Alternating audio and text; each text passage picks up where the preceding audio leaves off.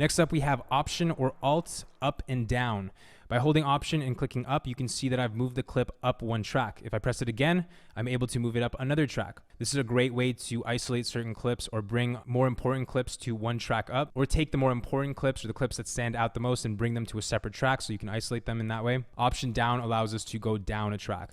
So Option up, bring it up, Option down, bring it back down. Really important shortcut to know, because the alternative is to click on the clip and drag up. And honestly, that is not as efficient. It takes more time, especially when you're making selects. You can just do them like this. You can jump around in your timeline by pressing up and down. And then when there's a clip that you like, you've gone through it, press 3 to go forwards. You've maybe isolated this part of the clip. Let's say we only like this waterfall reveal here. That's it. We'll cut the end of the clip. And then I'm going to hit Option up, bring it up one track. And now I know that this is the best part of that clip. And this is how I essentially make my selects. I bring the best stuff up one track up ahead. And then I use the shortcuts that we just learned about. Command C, copy that, bring it to the end. Command V, Command D, delete the gaps. Option down, bring it down, and now I have grouped all of my selects from my timeline. This is a process we're going to be learning about later on. We're going to go in depth into my selects process, but it's a very important process, and it's great to know all of these shortcuts because it's going to allow you to fly through the timeline so much faster. So next up, we have Shift tilde. If I press Shift and then the tilde key, we can see that we have this white border that comes up around our image. And that basically just gives us the option to transform our image. So we can scale it up like this. We can also rotate it by grabbing this handle here. And essentially what this shortcut is doing is it's just enabling this button down here in the bottom left corner of our preview. If I press Shift tilde again, it'll disable it. And by default, this button is set to transform right here. So when I enable this by pressing Shift tilde, we are given the ability to transform. We can rotate, scale, change the position, all that stuff. But if we want to change what this button enables us to do here in the preview, we can just click this little drop down arrow and we can choose from a bunch of different options. Another one I use all the time is crop. And just by changing it like that, it'll stay at this crop setting. So now I can crop my image. And at any point, if I want to disable that, I'll just hit Shift tilde and I'm back to my normal preview. And at any point, if I want to enable it again, Shift tilde, it's a quick one, allows me to enable it one more time. So great shortcut to know. So next up, we have copy and paste. Command C is used to copy. So if I select both of these clips, I hit Command C, I've copied those clips.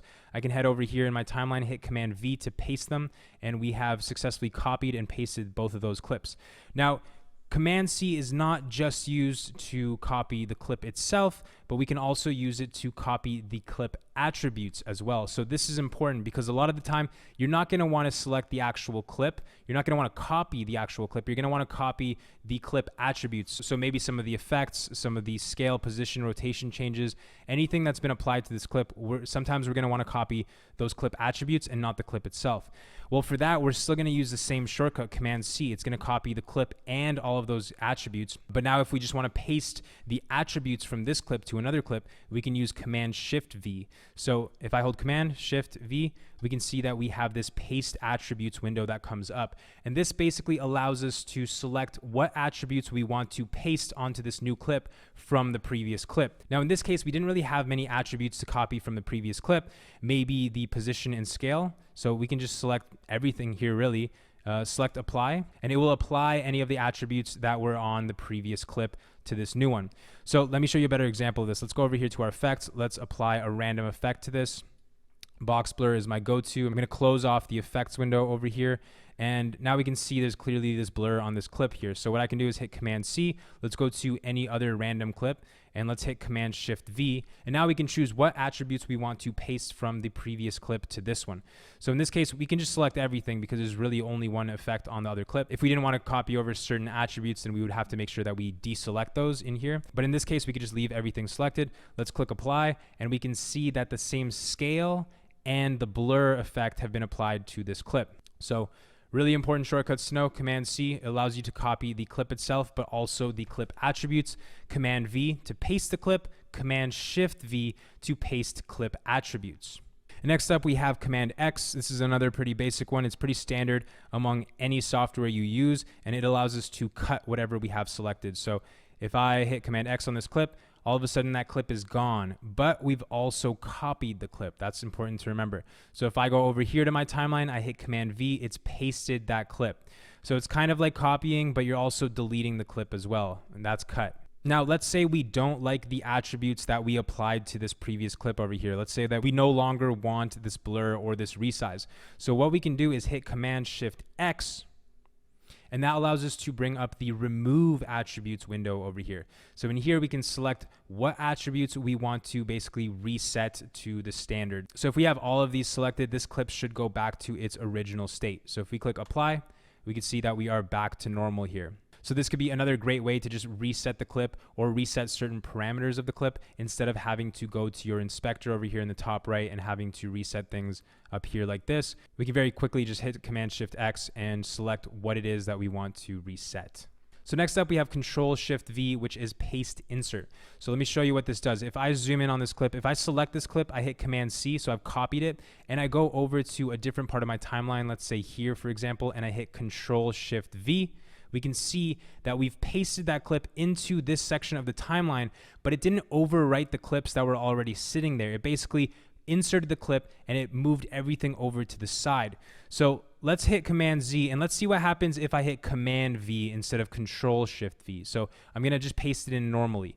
We can see that it overwrites the clips that are in that position in the timeline. It kind of writes over them and those clips disappear. And a lot of the time you're not gonna want that. So it's great to have the ability to paste insert, which is Control Shift V. And just like that, we've inserted that clip into this section of the timeline, but we've also pushed everything over. Next up, we have D, which allows us to enable and disable clips. So with this clip selected, I select D.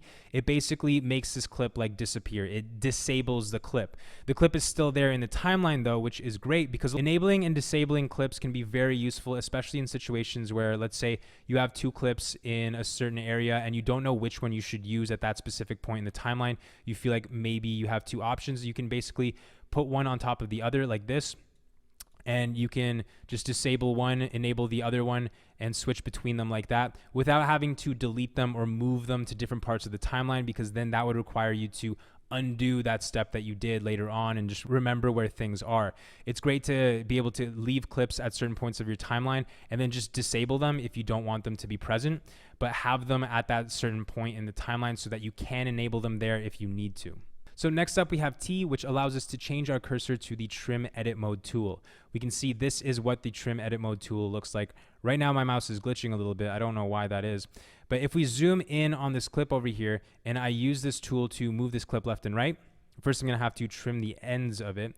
This allows us to basically slip the clip left and right. So we can see when I click and drag on this clip, we are presented with that full extent of the actual clip. That little gray area, that shows me the full length of the clip. And I'm able to slip the clip left and right to different parts of the clip. So the actual duration of the clip stays the same, but the content within that duration, I can change what content shows up in that duration of the clip. So that gray area over there represents the entire clip. And by clicking and dragging like this, I'm able to move to different points of the clip. And if we look at the preview, we can see in the top left, we have the start frame of the clip. And then in the top right, we have the end frame. So by moving this around, I'm able to see what start frame I'm starting at and what end frame I'm ending at. Really, really powerful. Use this all the time. Now, if I take the cursor and I move it to the left of the clip over here, when I see that little icon, I can click and drag to shorten the clip. But I'm not only trimming the clip like this, you can see everything to the right of me is also kind of rippling over as well. This can be very useful in a lot of situations when you're trying to change the duration of a clip, but you also want everything else to ripple over as well. So let's say, we're working in this area over here and I want to change the size of this clip. I want to change the duration of it. I can click and drag from over there on the left to the right. And we can see the duration of the clip is decreasing, but we're also moving everything else to the right over here with it. So we're not left with any gap over there. The alternative when you're in the regular selection mode over here, the shortcut for this is A, by the way, is just to shorten the clip here. If we hover our mouse over to the left, we're gonna be shortening the clip, but we're not rippling anything. We can bring our normal selection mode cursor over here to the left and trim the size of it, but we can see that we are left with this gap over here. So trim edit mode allows us to bypass that and to trim our clips like this without leaving any gap. So this can save us a lot of time, and we can obviously do the same thing to the right side of the clip over here as well. Now, another cool thing we can do with the trim edit mode tool as well is I can go between two clips over here. So I see that icon, and I'm basically able to push the end point of one of the clips and the start point of the other clip, the in point and the out point, just like that. So I'm able to simultaneously change the out point of this clip over here while changing the in point of this clip over here. So the clips are still basically attached to each other side by side, but I'm just moving those in and out points just like this. And that gray area shows me the extent of how far I can push this before I get to the actual in point of the second clip or the out point of the first clip. Very powerful tool. You'll find this to be a huge time saver in a lot of situations, especially if you're just trying to change where the cut point lies within your timeline. So maybe you'll be in situations where maybe this cut is a little bit offbeat. Maybe the drop happens over here. The alternative would be to, drag this clip over here, extend this one over here, which is 2 steps, or you can just enable trim edit mode, bring the cursor between the 2 clips, and you can just drag that cut point to wherever you want so that maybe it will be more in line with the music. Next up, we have M, which allows us to create a marker in the timeline. This is a shortcut I love and use all the time. If you hit M once, you can see we've created this little marker over here. If I press M twice, then I'm presented with this markers window over here. And in here, I can give the marker a name. So I can call it maybe waterfall clip in this case. And I can also leave some notes in here as well. And this is very useful for situations where you might want to leave notes to your future self or to other editors. Maybe you have an idea for a transition or this or that. Whatever it may be, you can leave notes here, and notes are very important. You can also add keywords or change the color of it as well. And if you want to delete it, what you can do is select remove marker over here, or what you can do is select Option M. So when the cursor is over top of the marker, you can just hit Option and then M, and it will delete it just like that. Now let's say we have a bunch of markers in our timeline. So I'll just make one over there. I'll make one here. I'll make one up here, and I'll add one to this clip and one more to this clip. Now, a lot of the time you're going to want to be able to jump between markers quickly. And the shortcut to do that is to hold Shift and the up and down arrow keys. So just like this, by pressing up, I'm jumping to the previous marker. By pressing down, I'm jumping to the next marker. And this can be a very useful tool, especially if you're into markers just like I am, to jump around your timeline to key points or maybe special areas that you want to focus on. Shift up and down is going to be your best friend to quickly navigate between all those markers. And again, just like I said before, we can hit Option M to delete the marker as well. So we can just jump around to all of these and just delete them just like that. So next up we have F or N. N is basically the default for turning snapping on and off. So when I select N, we can see this icon right here. It basically enables and disables, and that is the snapping icon. When the snapping icon is enabled, we can see that when we bring our cursor close to the start or end of a clip, it kind of snaps right there. You see that? That's not me. That's the computer just automatically snapping the playhead to that cut point. And that can be very useful in a lot of situations. But in a lot of situations, you're also going to want to turn that off because it can be annoying for when you're trying to do like specific things. You're getting close to a certain part of your clip and all of a sudden the playhead snaps. That can get annoying. So it's great to know the shortcut to very quickly turn that on and off. By default, that's N, but we've also made it F within the Ravenclaw keyboard shortcut layout because N is just too far to the right. F is perfect and it allows you to very quickly enable and disable that. So next up we have G, which allows us to enable and disable linked selection. So that is the button right here next to snapping. When I hit G, we can see that we've enabled it. Now let's click on this clip and see what happens. We can see that both the video and the audio attached to that clip are both selected. Now if I deselect the clip and I select G on my timeline, we can see that we've disabled linked selection. Let's see what happens when I click the video.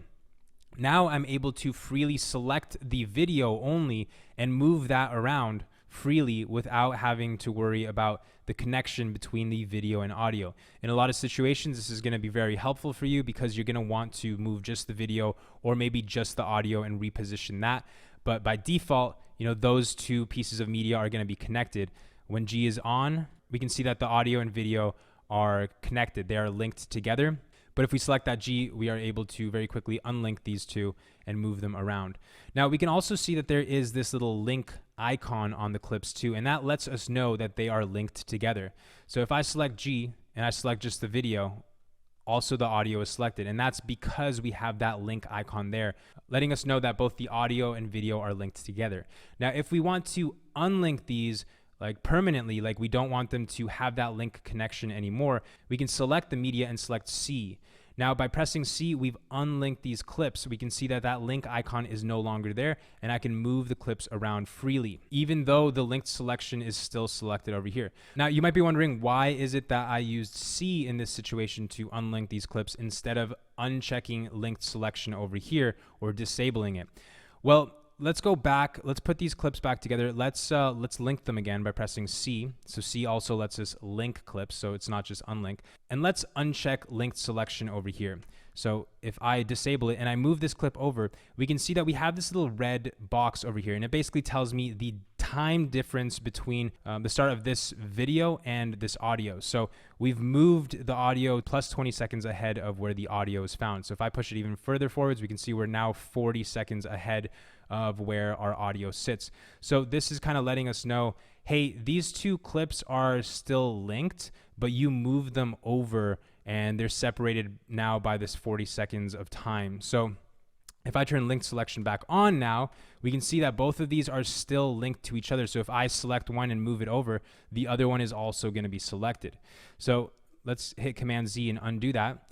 Now, if I select both of these and I just hit C, I unlink them like this, I'm able to freely move them around. And now, even if I'm turning linked selection on and off and I select the video, it doesn't matter. They're unlinked now. So now the audio is not automatically going to be selected as well and move as I move the video too. So these are both important to understand how they work, because in a lot of situations, you're going to want to use one over the other. But it's really great that we have both of these options because they're both very important.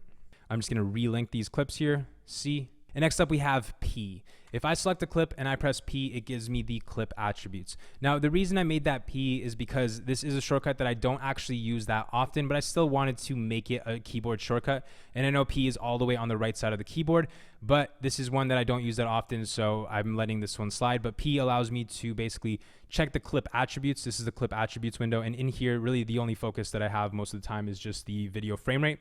So in this case, I can see that the video frame rate is 59.94, so 60 frames per second. So I'm able to slow it down to 40% if this is a 24 frames per second timeline. So if I hit Shift 9 over here, I can go to my master settings. I can see that this is a 24 frames per second timeline. So I'm able to slow this down to 40%.